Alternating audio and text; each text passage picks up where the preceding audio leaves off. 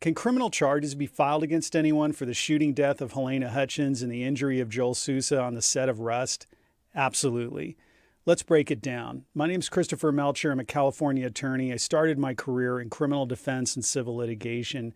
I've handled shooting death cases as a lawyer. I've also represented low-budget film producers earlier in my career.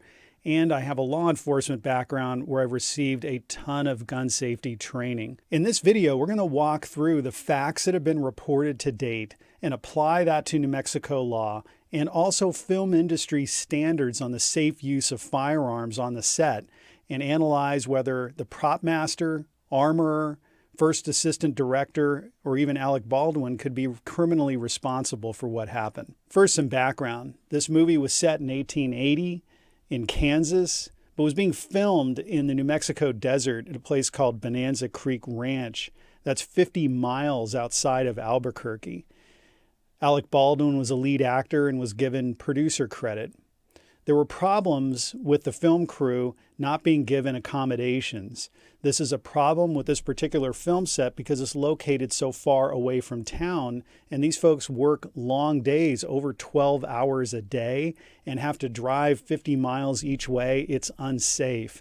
So they were demanding to have a hotel room close to the set, and there were rooms available for $55 a night, but the producers weren't allowing it, citing budget reasons, and the film crew actually walked off the set on October 21, the day that this happened, before the shooting incident, and that is a remarkable event. Before the October 21 shooting happened, there were other safety violations on this set involving firearms. A stunt double for Alec Baldwin had fired twice a gun that was given to him and was said to be cold, meaning this is an unloaded weapon. It was handed to the stunt double, and then in practice, he shot that gun twice with blanks when it was supposed to be unloaded. That is a huge violation, as we're going to go through in a moment. Also, another actor on set had shot herself in the foot with a blank. Again, another violation that should have been a huge red flag that we're going to see is going to be very important later on when we discuss what happened on October 21. On the day of the shooting, Alec Baldwin was rehearsing a scene inside of a church where he was going to draw his weapon pointed directly at the lens of the camera, which was only 2 feet away, to simulate that the camera was looking right down the barrel of the gun. No live rounds were supposed to be in this gun. They weren't even going to fire the gun. This was just the imagery of the gun being pointed at the camera that they were trying to capture in this scene. This was extremely dangerous because they were using a real gun, and they were pointing that real gun directly at the camera lens, and right behind the camera lens was Halyna Hutchins and the director, Joel Souza. The gun was not properly checked, was handed to Alec Baldwin by the first assistant director, who announced that it was a cold gun, meaning telling Alec and everyone else that this gun was unloaded and safe. Alec Baldwin then rehearsed the scene. The gun went off. It fired into Halyna Hutchins, went through her, and then lodged in the shoulder of Joel Souza. Halyna was killed, and Joel was injured, later released from the hospital. No charges have yet been filed. If a criminal case is brought, it would be for involuntary manslaughter. That's the unlawful killing of another human being without malice. So what that means is that there was no premeditation or deliberation involved in the killing of this other person, that it was done with criminal negligence. So let's go through those elements. Because this happened in New Mexico, we're going to apply New Mexico law, and there's a statute on involuntary manslaughter. Here's what it says. It's New Mexico Statute 3-2-3. Involuntary manslaughter includes the commission of a lawful act which might produce death in a manner without due caution and circumspection. Anyone who commits that act that results in death is guilty of a felony involuntary manslaughter. They were filming a movie, which is a lawful act, and they were using a real firearm in that scene, which is also a lawful thing to do as long as you're safe with it. The act might produce death because we're dealing with a real firearm and we're pointing it at a camera with somebody 2 feet away. The issue here is going to be whether this was done with due caution and circumspection And then also the people other than Alec who didn't actually pull the trigger, are they going to be held responsible? New Mexico law tells us that an involuntary manslaughter can be brought if somebody acts recklessly or if a gun is involved, even with ordinary negligence. That means the failure to use ordinary or reasonable care in the handling of that firearm is good enough to charge somebody with involuntary manslaughter. That comes from a case called State versus Gibbs. The second issue here involves causation, because Alec Baldwin was the one holding the gun when it went off, but there's other people that were responsible for the handling of that gun that could also be charged. So it's not just the person who pulled the trigger. It's anyone in the sequence of events could be charged if their actions were naturally or probably would result in death. This now brings us to some very basic rules of gun safety and honestly common sense.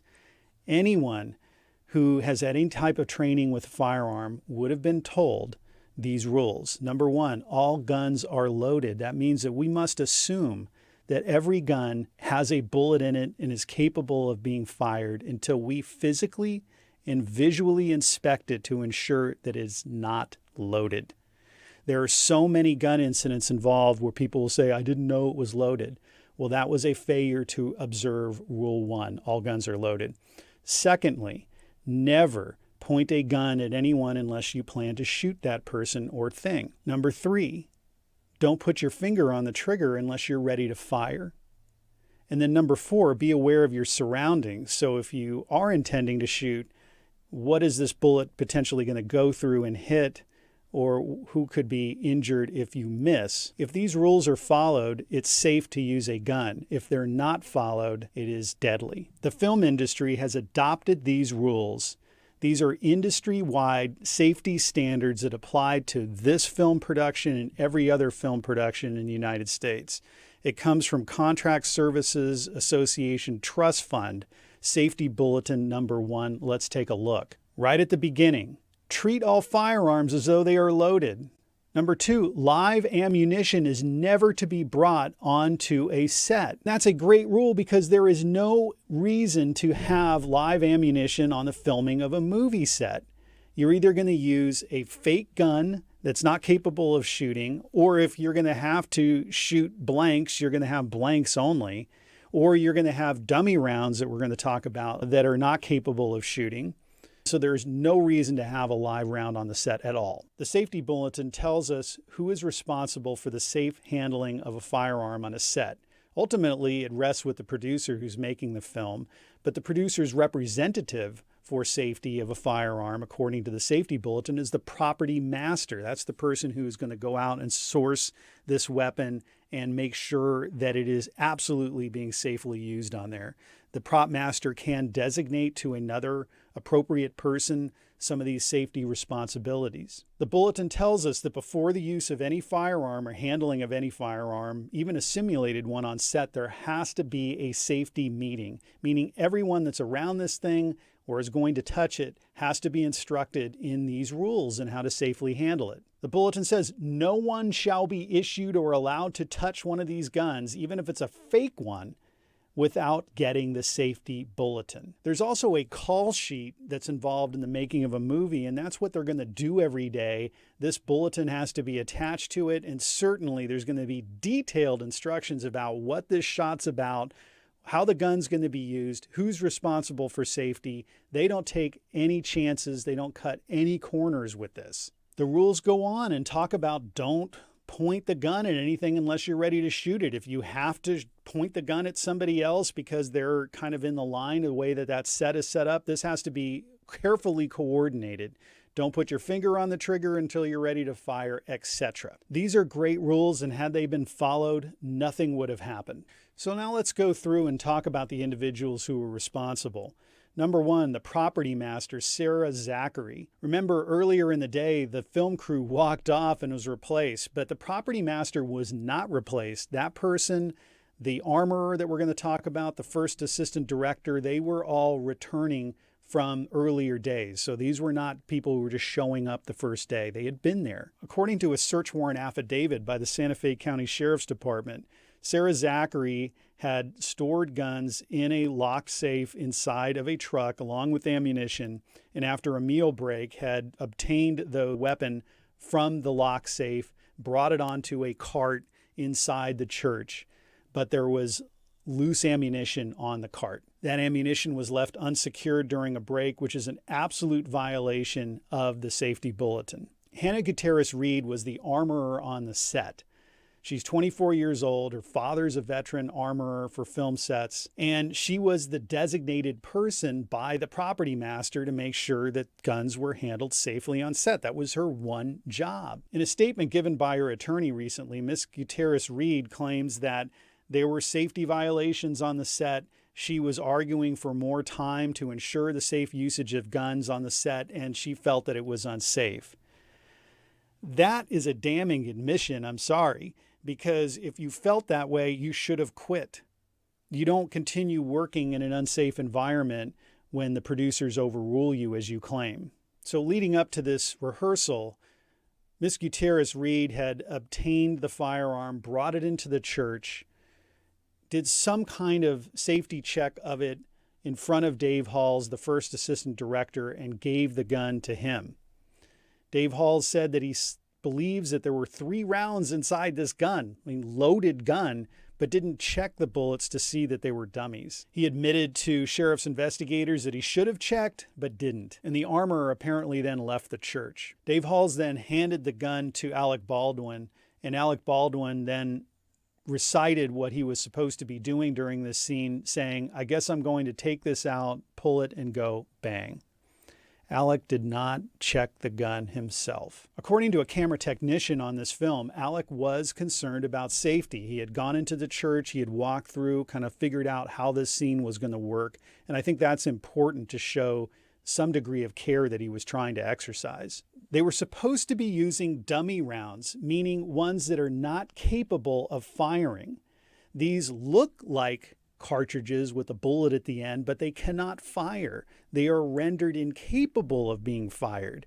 These are things that will be used in a film set if they need to show, for example, somebody loading a gun. You're going to need to see the cartridge. Or if, in this particular example, you're looking down the barrel of the gun, they want to see the little bullets coming around the end of the cylinder. So prop masters have developed these dummy rounds, and they'll have a hole in the side drilled into it so people can visually see that this is a dummy round. They take all of the gunpowder out so it can't fire, and they actually put a BB inside so when you rattle it next to the ear, you can hear the BB rolling around, and you know now that this is not a live round. So they're taking precautions because a live round would look very similar to a dummy round. But according to the statement Dave Halls made to sheriff's investigators, he did not bother to take these cartridges out, the 3 that he saw in the gun, to visually and physically inspect them to make sure that they were not live rounds. Obviously, Hannah Gutierrez-Reed did not check this either. She must have seen, doing any basic safety inspection of this gun, that there were cartridges in there. She didn't bother to take them out. Obviously, she failed to do so because there were live rounds in the gun. She handed a loaded firearm to Dave Halls. Dave Halls also failed to check the gun to make sure that it was not loaded with live rounds. He saw that there were cartridges in there, didn't want to take the time out to check them, and then handed it to Alec Baldwin. He's given a loaded gun and told it is cold. It was yelled, "Cold gun," which means this is not a loaded gun. Alec didn't check it either. Every safety rule was violated on this set. First of all, there were live rounds on set. Hannah Gutierrez-Reed has now said through her attorney that she was unaware that there were live rounds on the set. The sheriff has come back and disputed that and saying that's not possible. That can't be true because they found what appear to be live rounds on the set in their search. Sheriff was being very careful in the press conference, saying he's going to send it to the FBI crime lab to confirm, but sure looked like live rounds. And they've also received witness statements that people were using these guns for target practice on the set. So something is seriously wrong with the statement that we're hearing from Hannah. Had they followed that one rule of not having live rounds on the set, no shooting would have occurred. Had any of these three individuals taken the few seconds of time to check the gun to make sure that it wasn't loaded with a live round, the shooting wouldn't have occurred. And this is what really bothers me, because if you've ever been on a film set, they obsess over the most minute detail in filming it. This is why these things go on for 12 or 13 hours a day. They're looking at camera angles, costumes, everything you can think of, lighting, they're spending hours working on. Checking this gun would have taken seconds of time. If you're going to spend hours of time obsessing over things like camera angles and focus and costumes that are never going to kill anybody if they were done wrong, why not spend seconds of time to verify that a real gun that is being pointed 2 feet away directly towards some other people is not loaded? That is inexcusable. It is reckless and it is criminal. The sheriff said that there was complacency on the set regarding firearms. I call it recklessness. There is no such thing as an accidental shooting. There's either an intentional shooting or one that's done through gross negligence. If these rules would have been followed, Halyna Hutchins would be alive and Joel Souza would not have been shot. There needs to be accountability for this incident. The rules are already there. They just needed to be followed. Corners were cut in the sake of money or in just sheer incompetence. I believe that property master Sarah Zachary could face involuntary manslaughter charges because she was tasked with the ultimate responsibility of making sure that these guns were being used safely on the set. And if she was going to delegate that to the armorer to make sure that the armorer was doing her job and was qualified to do so. Obviously, she failed to do that. Hannah Gutierrez-Reed, the armorer, is responsible, I believe, criminally because she obtained the weapon, handed it over to Dave Halls without adequately checking it. There were live rounds in that gun. That should have never occurred. It would have taken her moments of time to realize that as an experienced armorer. Dave Halls, the first assistant director, is also responsible because he had a real firearm handed to him. He saw that there were 3 cartridges in it. He did not take the time out to look at those to make sure that they were dummy rounds or live rounds. This would have been briefed to him many times on set on the safe handling of firearms, but he acted recklessly in handing it to him. Now we get to Alec Baldwin, the most difficult question. Was it reasonable for Alec Baldwin to take a real gun from somebody else and accept their word that it was unloaded? To me, I would never accept anyone else's word that a gun was unloaded, regardless of their qualifications, regardless of how many times they say they checked it. But that's me.